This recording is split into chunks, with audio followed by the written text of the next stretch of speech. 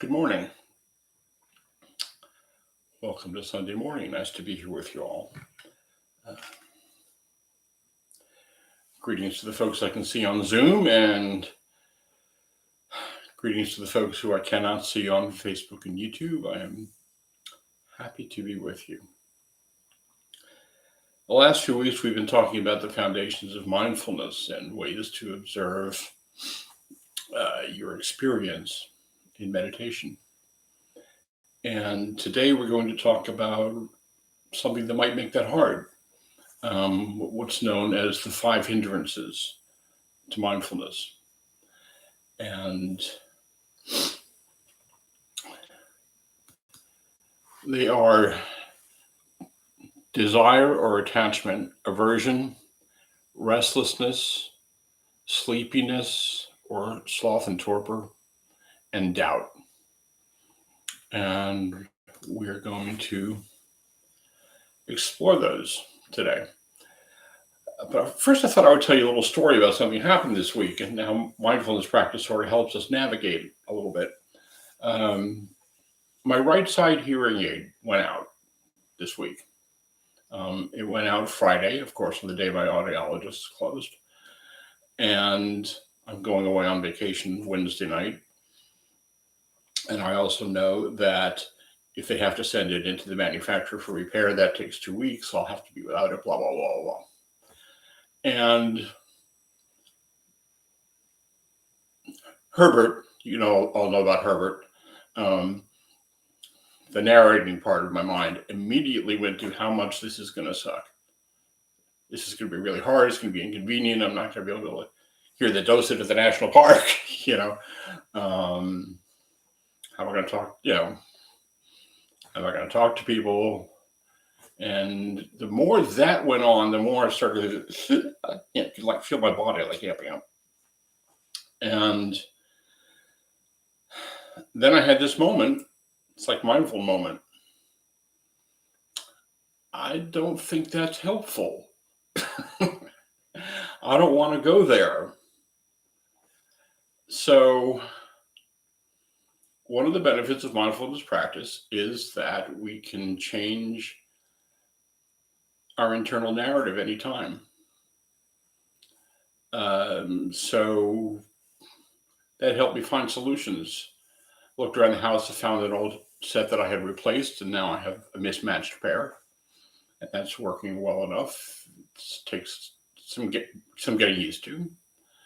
I can still hear that thing in the back of my mind telling me how hard this is going to be, but I don't have to pay attention to that. And you can flip the script anytime you want. That's the moral of the story for me. And this is a really good mindfulness exercise to save myself from a lot of stress that I was creating with my internal narrative. And we don't even notice that we're doing it most of the time, right? It's just like this default thing that happens, and we don't recognize right away that we have a choice, that we can change the radio station anytime we want. So I'm still planning on going to explore the desert Southwest for 10 days. And yeah, I won't be here. There will be some other teachers here. But I just thought I would share that with you as a way to use this practice in moments where the mechanics of life do not seem to be working, and lower your overall stress level and be okay with whatever is going on, and be okay with not being okay with it if that is where you're at. So excuse me.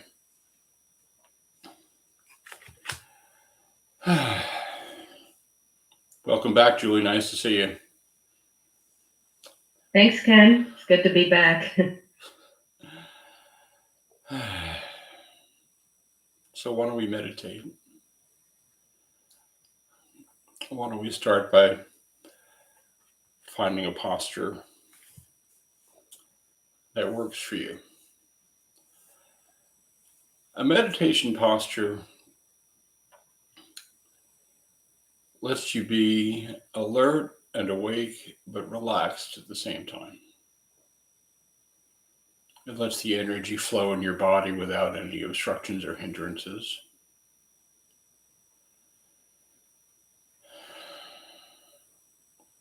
If you're sitting upright, if you're in a sitting position, just let your back be straight but relaxed, not like rigid pulling in your back muscles and in your abs.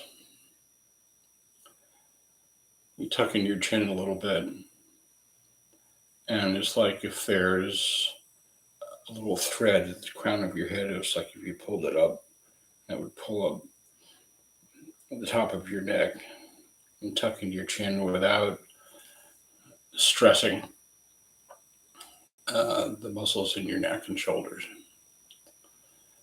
Some people meditate lying down. I met a woman yesterday who does that. And my suggestion with that is you keep your arm on the ground but your hand in the air, like with your arm at a 90-degree angle. That way, if you fall asleep, your hand will come down and you'll wake up. Falling asleep in meditation is not a big deal. Happens all the time. For me personally, I don't want to be the guy snoring in the meditation hall, but I have, if you've done group meditations, you've heard people snoring. Happens sometimes. Not to worry about it. So you find your meditation posture and gently close your eyes.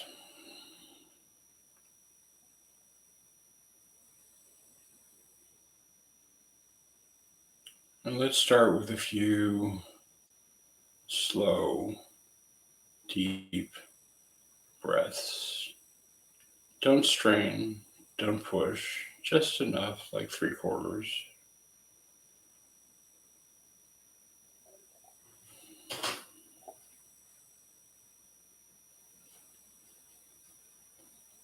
When you breathe in, just let your belly relax and expand. You walk around with tight belly a lot. This is a soft belly practice.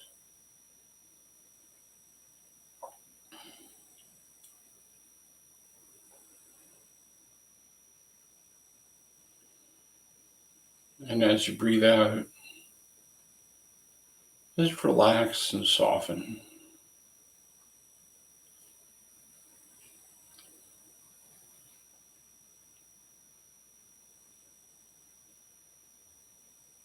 Breathing in, letting your body expand, letting your chest rise, letting your belly expand.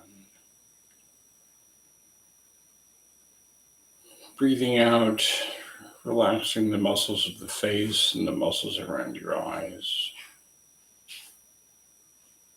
Just letting their eyes rest back in their sockets.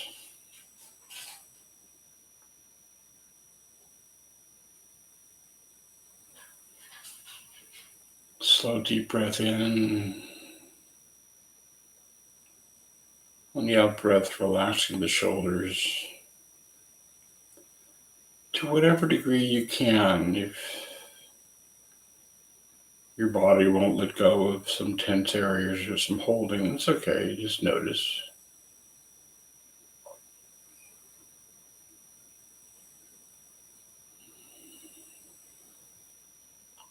And letting your breathing return to normal.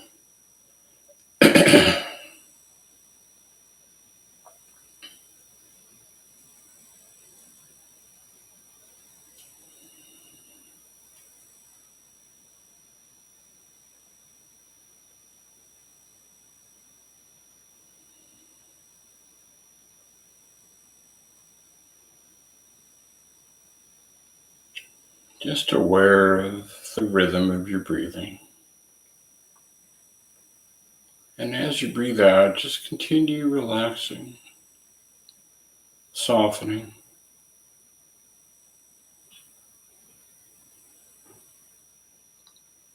Letting your belly hang rather than holding it tight.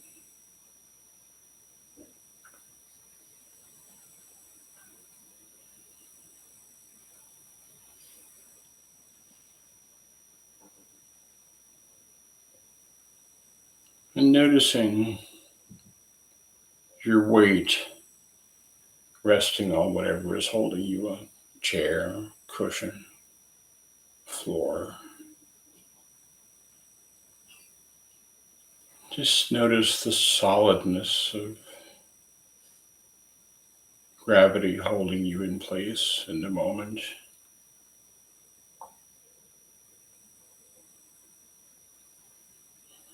And letting your body just settle into that.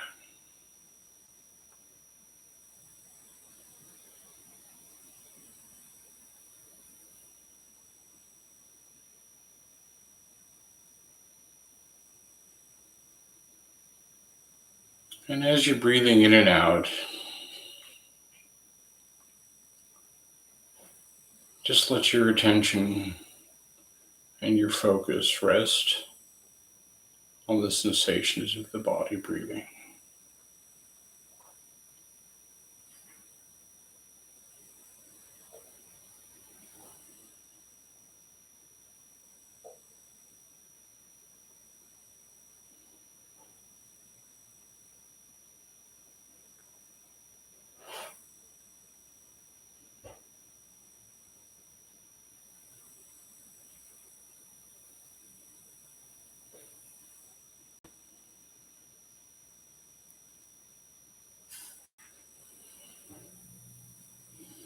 Just accompanying the breath and noticing the sensations of the body and the chest expanding on the in-breath.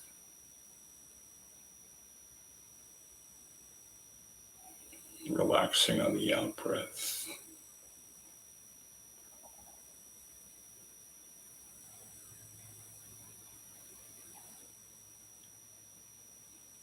Some focus on the sensations of the breath moving in and out of the nose.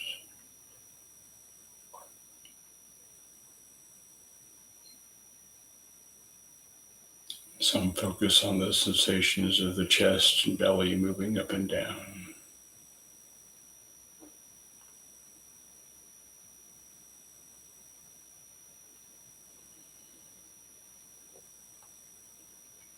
Some focus on just the overall global sensations of the body breathing. Whatever's easy.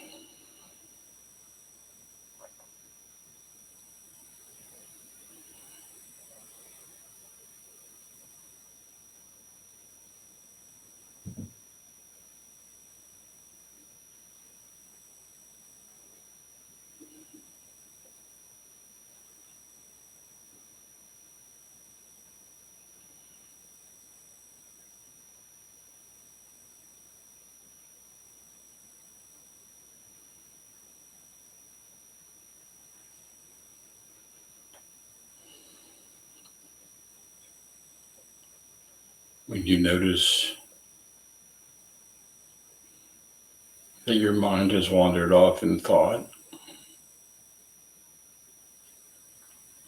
it's okay. It's supposed to do that. And when you notice, without getting involved in the subject or the story, the narrating mind is rolling into, just notice thinking.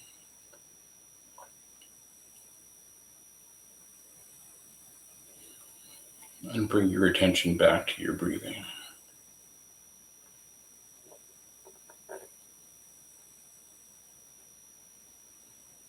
Without frustration or rebuke,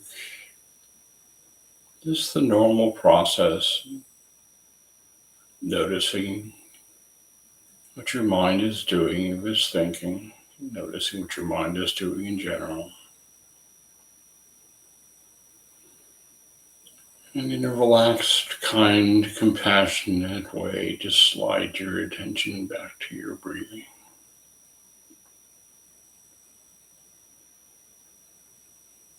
This is a gentleness practice.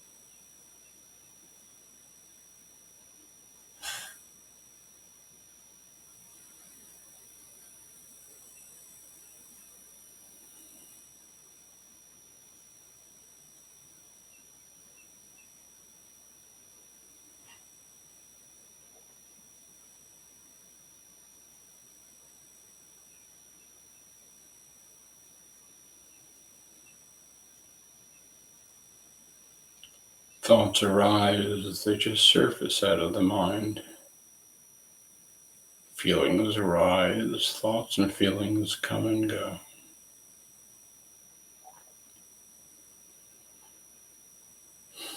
It's all good. And when you notice, just bring your attention back to your awareness of the body breathing.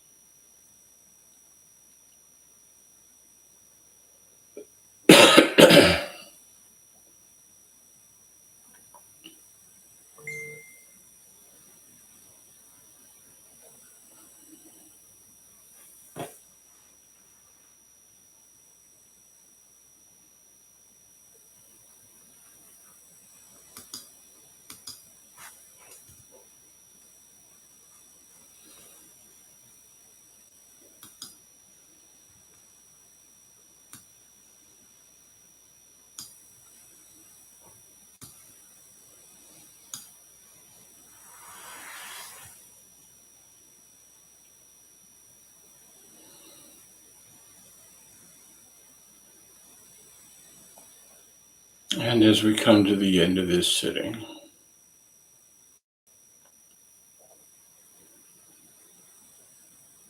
I invite you to notice how you're feeling, your body resting in the present moment.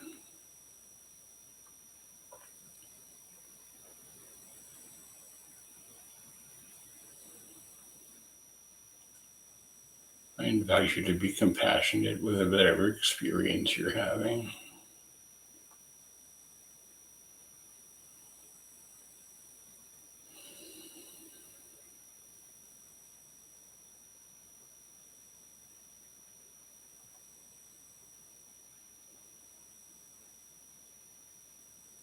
And notice the things just surface from the mind on their own. Different stories, different topics, different memories. They come, they go.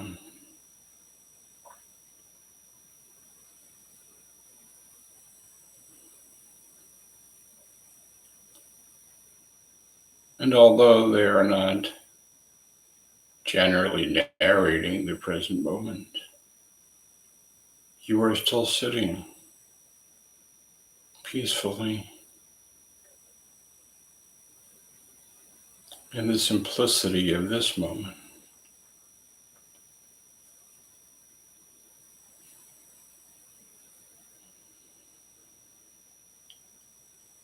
And may that simplicity and solidness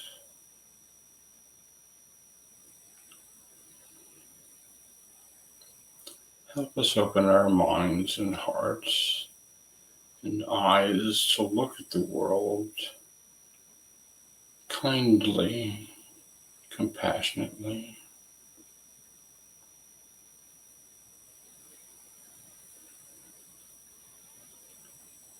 To view the world with kind eyes and to walk through the world with kindness and compassion for ourselves and others.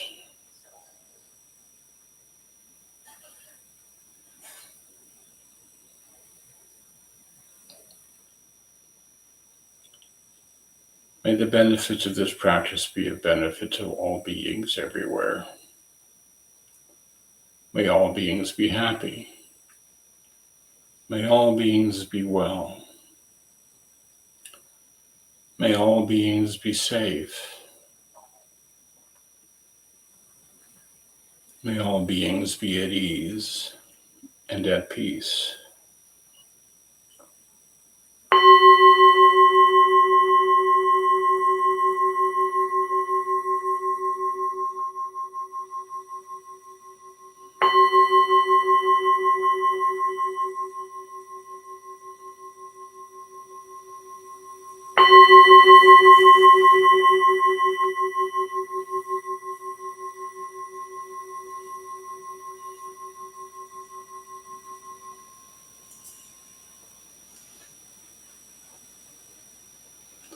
Thank you for your practice.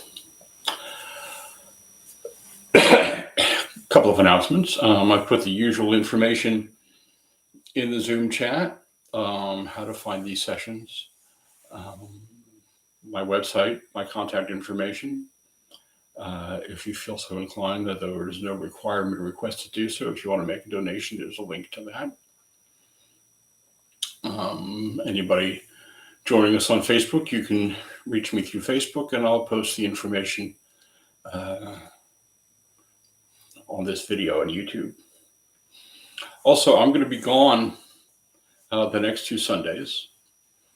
One of the things I've always loved is traveling the desert Southwest, and I'm going to be doing that around the Albuquerque, Santa Fe, Taos area for 10 days. And meditating in the desert is a mystical experience in and of itself. And while I'm gone, next Sunday, Muriel Gallego will be here. She's an outstanding Dharma teacher and a really cool person, and I urge you to check her out. And the week after that, my friend Matthew Sutherland will be here. Matthew has been teaching for a really long time. And I met him in the mindfulness meditation teacher training program that we both participated in for 2 years. He's a great teacher and a cool friend. So I invite you to sit with those folks and make them feel welcome. So, as I said earlier, we've been talking about, for the last few weeks, about the foundations of mindfulness, a way to focus and bring yourself to the present moment. And there are things that make that difficult, and there is what is known as the five hindrances. And they are desire, aversion, restlessness, sleepiness, or sloth and torpor, if you're going to use the Buddhist language, and doubt. So I thought I would explore those a little bit today as an opportunity for awareness and, more importantly, self-compassion. Because it is too easy when we're meditating or really doing anything, but when we're meditating and the mind wanders off, or we start to nod off, or whatever, to go to a less than compassionate space and feel frustrated or angry, like we're doing it wrong. And all of those just arise naturally because the mind just sort of does that. Herbert does that. And they're all an opportunity to take a breath, pause, offer yourself the same compassion and kindness as you would to anybody else. So the first of the hindrances is desire or attachment. And in this case, what I'm talking about is desire for your experience to be something other than it is. You're meditating. And whatever your experience is, you want it to be different. We all have that go on sometimes. And the mind just sort of does its thing. Sometimes I'm meditating and I get pretty quiet. I feel centered and peaceful in the moment. Sometimes I'm meditating and it is romper room on steroids with Sousa marching bands and floodlights in my head. And I have no control over how that's going to go. It's just the way it goes. And early on, there was a tendency when I would have a few days of feeling really, really settled. I was like, oh, I've arrived. And I get attached to it. And then like a couple days later, it's like complete chaos and, 5-year-olds with too much sugar trapped in a small room. And it was like, but that's not the path. The path is not to bounce back and forth between, oh, I like that. Oh, I hate that. The path is to recognize that I'm having that experience and say, oh, this is what it is for now. So, in meditating, especially early on, we may tend to want our experience to be something different. We want something more. And it's important to remember in mindfulness practice, you cannot do it wrong. The doing it is the doing it. And with mindfulness, you can watch the whole arc of that unfold in front of you as you're sitting, as you're practicing, and you can notice how the narrative changes, how your experience changes, how your body gets more or less tense with your attachment or aversion, and still be sitting peacefully in the present moment.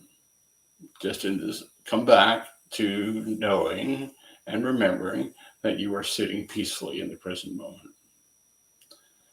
So the next hindrance is aversion, resistance. There was a 2-year-old in my life many years ago. He was graduating from college now. But when something would happen that he didn't like, he would go, Don't want it. Just like that. Now, he has long forgotten that, but of course, we all remember that. So I refer to this as channeling my inner 2-year-old. Don't want it. I don't feel like meditating today. I do every day. I'm experiencing resistance to whatever I'm feeling, and I want to push it away. I feel angry, and I've talked a lot about anger and being able to embrace and be with anger and be okay with it. But we often meet it with aversion. Push it away. And this is really normal in meditation, to be sitting peacefully in the moment and something arises. And it just, to me, I'm becoming more and more interested just in watching it as a process. Oh, what is the mind going to surface now? It seems to be fairly random. It could be something that's actually happening today or yesterday. It could be something that happened when I was working in a radio station in 1975. It's completely random. And just deciding, okay, I don't have to meet that with stop, stop, stop. It's also all this is quite normal in meditation for stuff to arise and for us to say, I don't want it. And then we can notice that we're still just sitting here in the simplicity of this moment.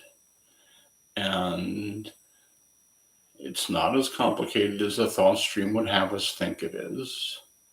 It's not complicated at all. It's just something that the mind does, and we can meet it and embrace it. And when you experience aversion or anger, mindfulness helps us learn just to sit with it and refrain from judging ourselves harshly. I say over and over again, this is a gentleness practice. You can just explore it. You can use the mindfulness check-in that I taught last week. You can notice what narrative you may have attached to it. You can check in with your body and notice if you added a layer of tension, if your body's gotten tense with whatever your experience is or whatever your resistance is. And it's an opportunity to remember in mindfulness of thought that our thoughts are real, but they are not true. They're real in that we experience them. They're not true in that they're not truths. So we're going to meet attachment. We're going to meet aversion. And the third hindrance is restlessness. I'm sitting here. I'm meditating. How much longer is this going to take? When is that bell going to ring? When is Ken going to ring that bell?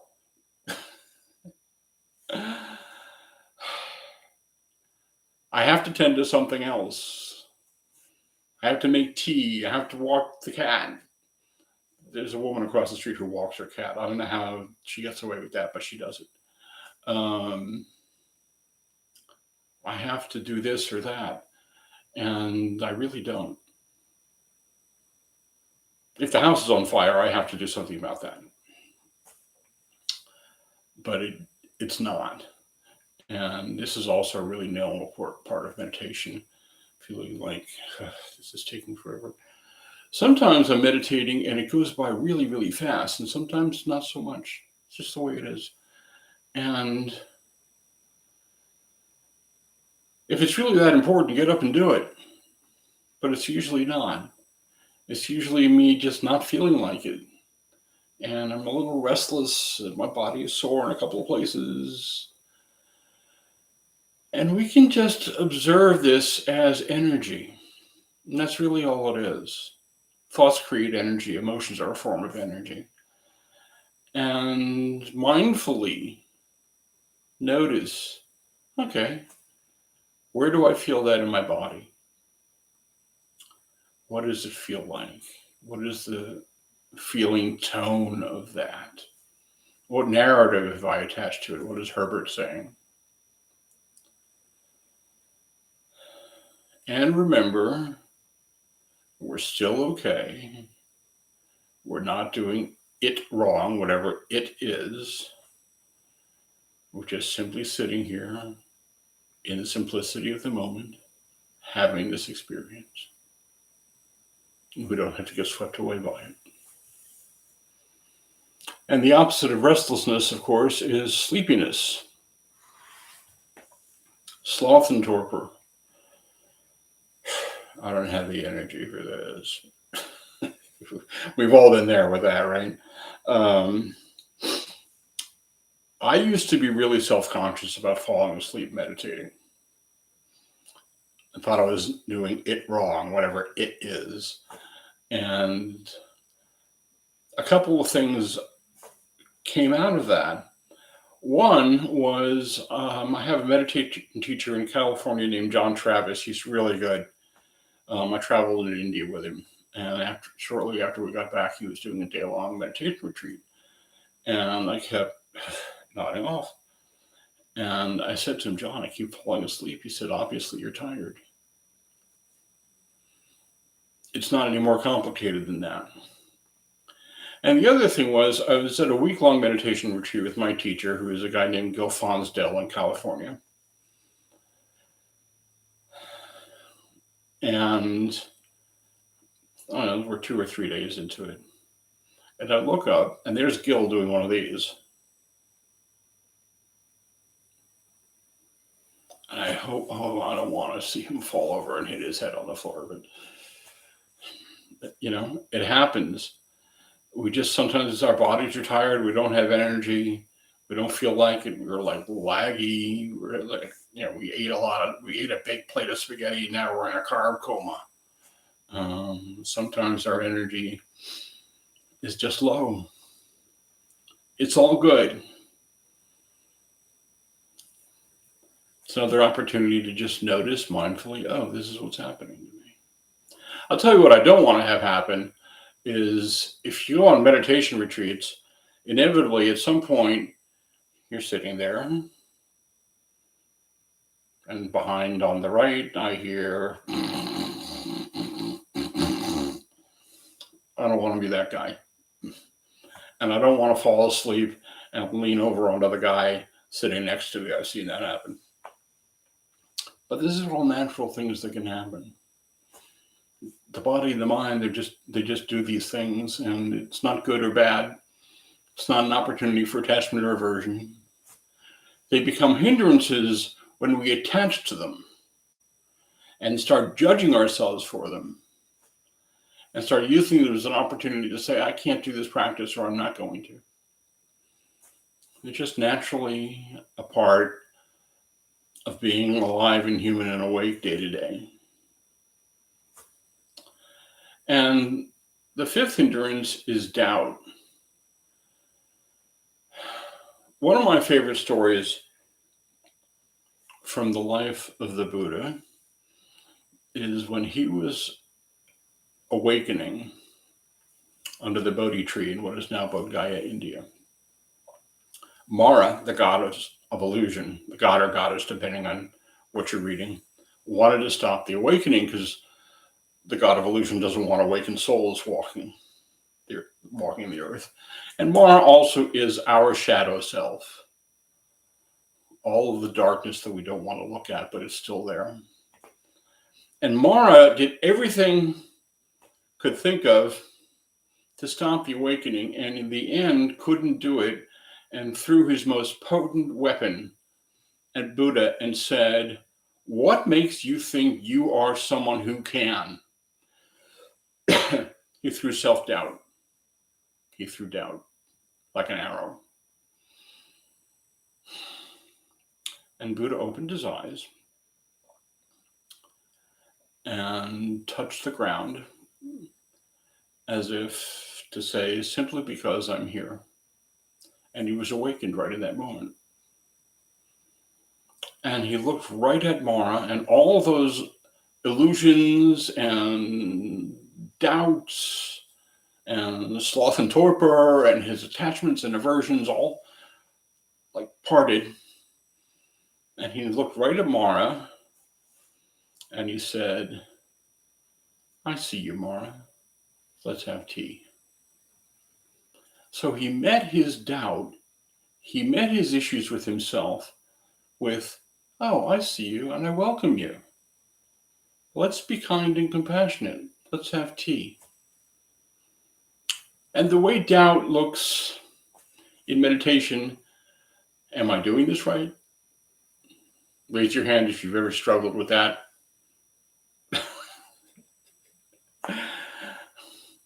I can't do this. I'm never going to get this right. You know, you look around the meditation hall and the other people, they're all like, and you don't realize they're having the same experience you do.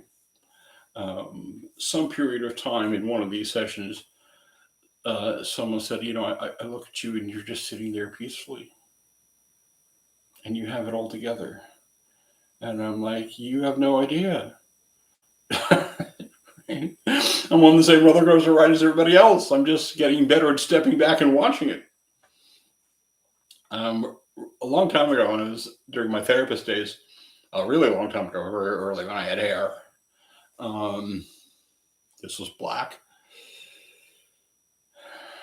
And I was doing this therapy group for, there's 2 therapists and 7 women. It was a therapy group for adults molested as children. And I was going through a very difficult period in my life. And you don't bring that into your therapy sessions. And one of the women said, you are always so calm and centered. And I'm thinking, you have no idea.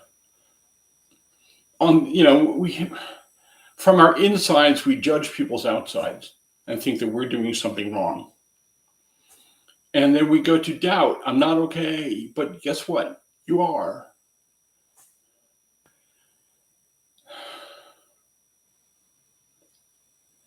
You know, I've had the experience of I'm sitting in meditation and I'm like, there it bubbles up. You're doing this wrong. Doing what wrong? I am literally just sitting here doing nothing other than sitting here. So again, let's have tea. It's an opportunity to meet whatever that is with kindness and compassion. And remember that you are okay as you are. You don't have to be different. You don't have to do it differently. These are all just the natural experiences of walking through life. And one of the things about sitting in mindfulness practice is we get to see them really clearly. And with mindfulness, we can sort of pierce them as the illusion that they are and return to gentleness. Return to being as kind and gentle with ourselves as we would be with somebody else who is having the same experience. So, I invite you to notice what your experience is. And a little piece of homework, if you feel like it, just pause a couple times during the day. And like, how am I? We talked about that last week. How am I? What's happening now? And notice whether or not you're meeting your experience with attachment or aversion or some version of this is a referendum of whether or not I'm okay or I'm just tired. And you can take that as an opportunity to remember, I'm okay. This is just the experience of the moment. And it'll be different 5 minutes from now. So, thank you for your kind attention.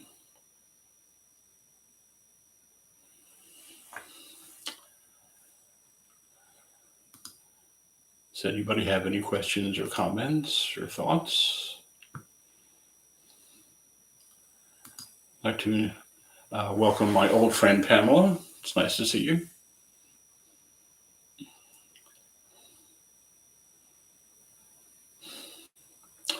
Welcome back, Julie. I'm glad you traveled safely.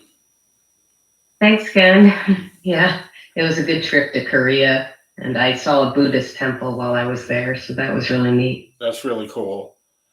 Yeah, it was really cool. I got to meditate there for a little bit, so it was very surreal and serene. Yeah. The first Zen teacher I was ever exposed to was a guy named Sun Sanim, and he was a Korean Oh, yeah? Zen teacher. If you ever find a copy of Stephen Mitchell's book, Dropping Ashes on the Buddha, it's all about his conversations with Sun Sanim. So, Dropping ashes on the Buddha. I'll have Dropping to know ashes on the Buddha. that sounds interesting. Okay, as I said, I won't be here next week. There's a couple of really great teachers lined up the next couple of weeks. Yeah. Enjoy your trip in the desert. Thanks. I'm interested to hear about that when you get back too.